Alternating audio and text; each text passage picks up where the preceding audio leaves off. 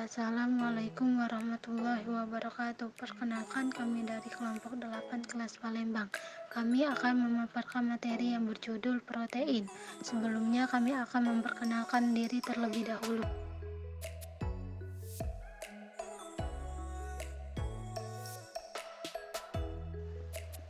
Saya Citra Permata.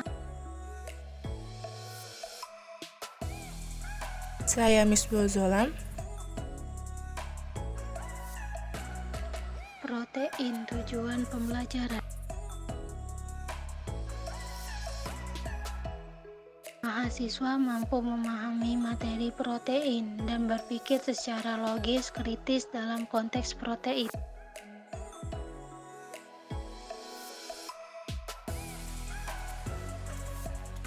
Prosedur proyek 1. Mencari dan memahami materi mengenai protein. 2. Amatilah peristiwa atau kejadian sehari-hari yang berhubungan dengan protein. 3. Rekam apa saja yang sumber-sumber protein yang ada di sekitar lingkungan.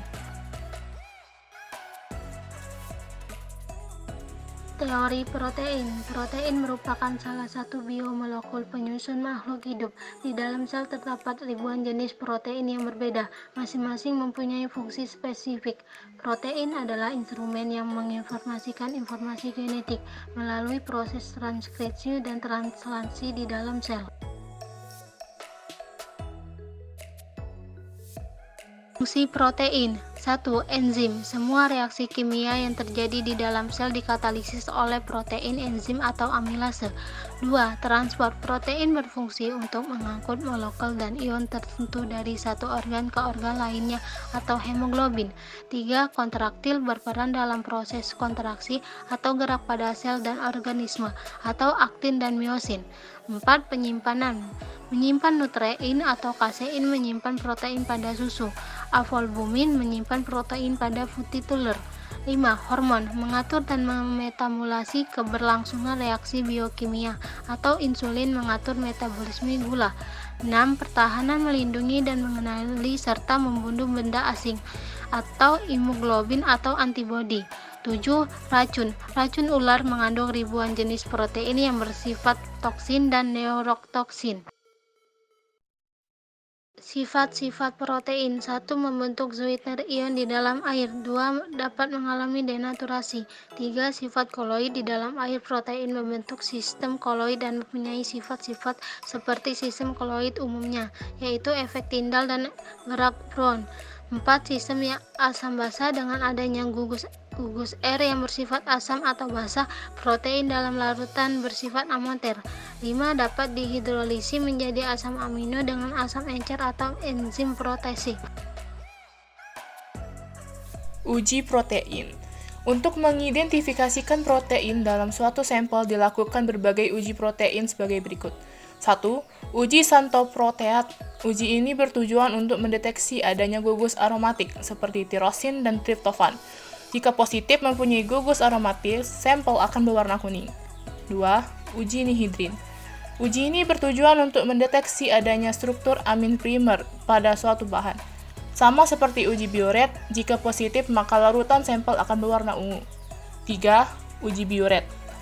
Uji ini digunakan untuk mendeteksi adanya keberadaan ikatan amida.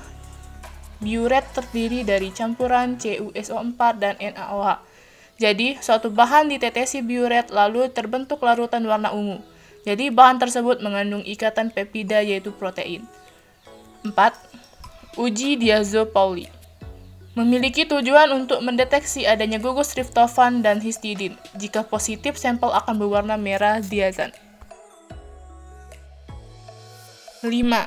Uji Pi-B sulfida.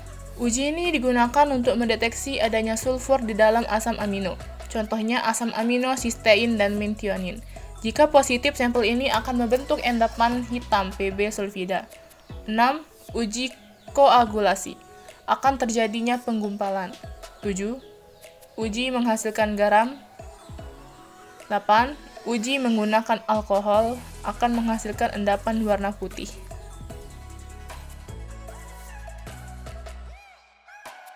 Contoh sumber protein di kehidupan sehari-hari. Yang pertama ada kacang tanah dengan 9,5 gram protein per 1/4 cangkir.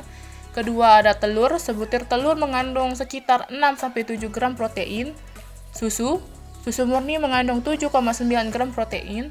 Lalu terakhir adalah tempe, yaitu mengandung 100 gram protein 19 gram. Akibat yang terjadi bila kekurangan protein, yang pertama adalah terjadinya penyakit edema, yaitu terjadinya pembengkakan pada suatu bagian tubuh akibat pengumpulan suatu cairan. Kedua, patah tulang, dan ketiga, terjadinya masalah pada kuku. Kesimpulan, sumber protein sangat mudah kita jumpai terutama di dapur sebagai bahan-bahan makanan, contohnya telur, kacang tanah, tempe, dan susu. Makanan yang tinggi proteinnya biasanya tinggi lemak sehingga menyebabkan obesitas. Kekurangan protein dapat menyebabkan terjadinya penyakit Kwashiorkor dan Meramus. Protein dapat digolongkan berdasarkan bentuk morfologisnya, yaitu kelarutan dalam air, hasil hidrolisisnya, fungsi protein, strukturnya, dan sumbernya.